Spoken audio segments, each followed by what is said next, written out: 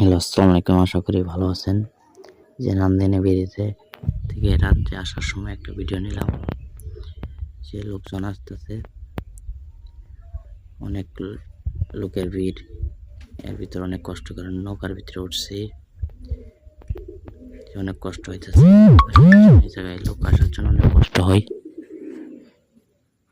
অনেক কষ্ট করে আসতে হয়। যে রাস্তা থেকে দেখা যাইতেছে মানুষ লোকজন নেমে আছে কাঠের এর ভিতরে দিয়ে হাইটে হাইটে আসতে হয়।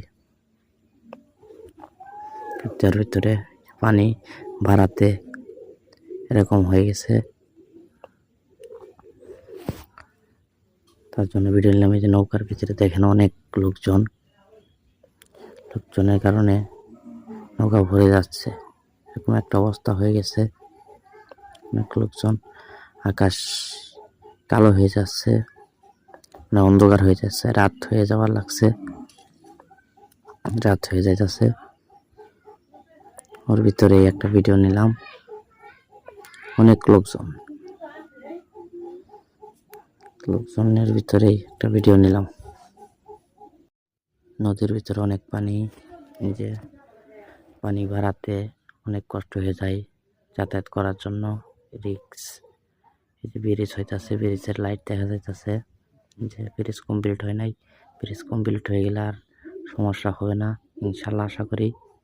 ব্রিজ দেখা যাইতেছে, যে লাইটগুলা, ব্রিজের কাজ চলতেছে, কাজ চলমান অবস্থায় আছে। অনেক পানি হয়ে গেছে, পানি বাড়ার কারণে ব্রিজের কাজ ওরকমভাবে করতে পারতেছে না।